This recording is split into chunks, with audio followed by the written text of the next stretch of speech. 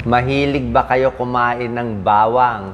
Okay? Favorite nyo ba ang bawang? Alam nyo, ang garlic pwede siyang hilaw, maganda ba siya luto, maganda ba siya sunog, tuturo ko sa inyo. Ang garlic kasi, kahit sa lumang panahon, ginagamit na yan. Traditional medicine, effective yan even before. So, pero, hindi lahat ng tao pwede kumain ng bawang. Merong tao pwedeng kumain nito para sa high blood, sa cholesterol, pampaluwag ng mga ugat. Pero may mga tao bawal kasi meron din siyang serious side effect. Tapos, explain ko rin mamaya kung gaano karami ang pwede niyong kainin at paano kakainin. Yan, garlic. Tingnan muna natin yung pros and cons. Doon muna tayo sa benefits, di ba? Tulad na sinabi ko, maraming style na pagkain ng garlic. Minsan may pasyente ako nakikita Pag minsan nakita ko, nagngunguya sila ng hilaw na 1 butil o 2 butil. Sabi ko, ba't ka nangunguya? Ay may high blood daw siya, na high blood siya. So, chinecheck ko, bumababa naman ng konti ang blood pressure, pero kulang pa rin Explain ko mamaya. Yung iba, kinakain hilaw. Okay? Kung hilaw, depende yan. Pwede mo lagay sa lumpia, pwede mo lagay sa sausawan kung hilaw, salad, o may mga luto. Yung iba parang may inumin pa. May garlic with turmeric, garlic with lemon, iba't ibang style. Hinahalo nila. Pag hilaw kasi, matapang yung amoy. Okay? Very strong, matapang. Meron kasing magandang component ang bawang, ang garlic.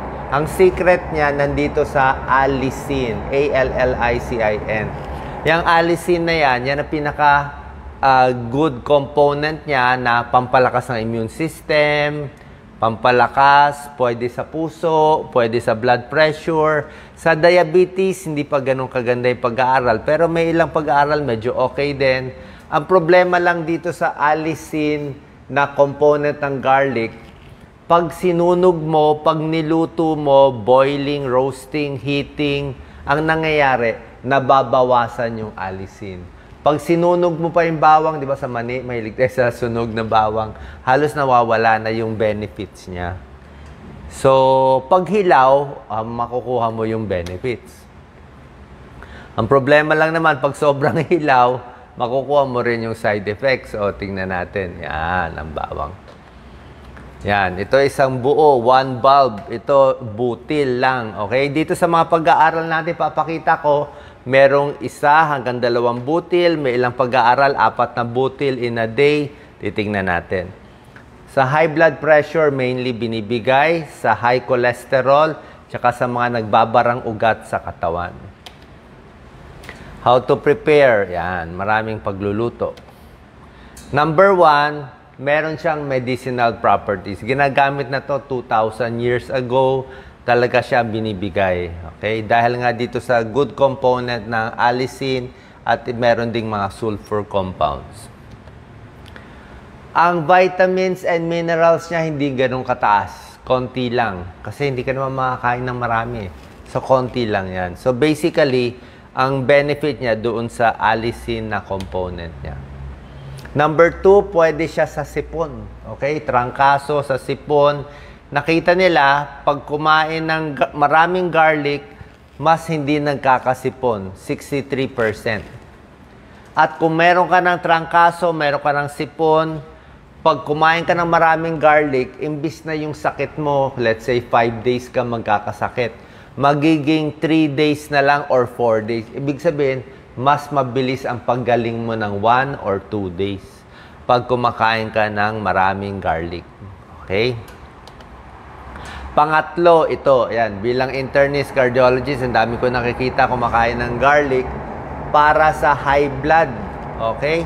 May isang pag-aaral, pinaglaban yung garlic sa atenolol. Atenolol, ano yan beta blocker yan Kapatid yan ng metoprolol Okay? So, nakita nila, parang may laban sa atenolol, yung pagkain ng garlic. Diba? Pwede rin siya, may benefit din siya. Pero, medyo mahinang gamot yung metoprolol. Hindi man siya ganun kalakas. Pero yung pag-aaral lang dito, 4 na butil ng garlic. So, medyo marami yun, 4 na butil.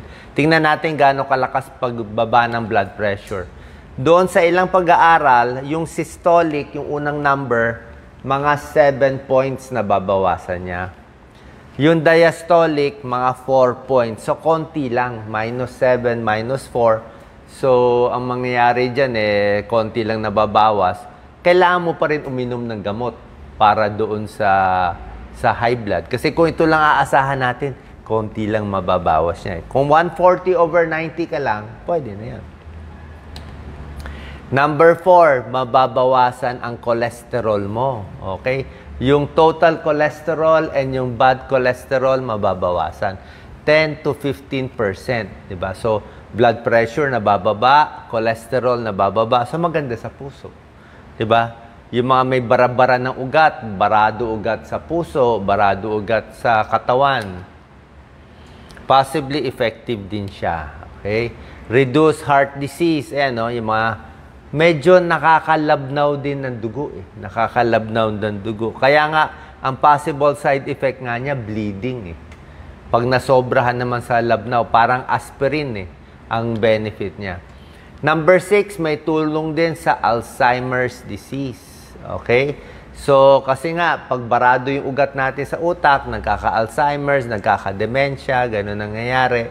So, pag kumakain ng garlic, parang may tulong sa pagkaulyanin. Mas hindi nagkakasakit sa utak. Sa diabetes, iba-iba yung pag-aaral. May konti na may benefit, may konti na walang benefit. Pero at least hindi siya nakakasama sa diabetes. Number 8, sa mga atleta, pwede sa mga athlete, nakita nila pag kumakain ng garlic, parang mas hindi napapagod, mas nakakatakbo ng malayo, pati sa mga nagbibisikleta. Ginagamit to 2,000 years ago sa ancient Greece. Meron din pag-aaral sa garlic na na-detox, okay? Yung mga tao na na-expose sa chemical, like ito, car battery plant, di ba? Yung mga sa battery, masama yun. May lead yun . So, yung masamang epekto ng lead, nakokontra ng garlic. Ayan, Other diseases na pinag-aaralan kung may tulong o wala, fatty liver. Yan. Fatty liver, tinitingnan nila baka makatulong. Sa mga may regla, endometriosis, masakit ang puson. Serious gum infection, mga gingivitis, minumumog, possible pa lang ito. Ito mga pinag-aaralan pa lang. Pero ang problema nga, dahil ang ganda nga ng benefits ng garlic, although syempre hindi pa rin ganun kataas ang benefits niya, may tulong, kailangan nyo pa rin mo uminom ng gamot sa high blood kasi konti lang binababa nun. Sa cholesterol, 10 to 15% naman binababa. Ang problema lang nga, pag hilaw at marami kakainin mong garlic, merong serious side effect.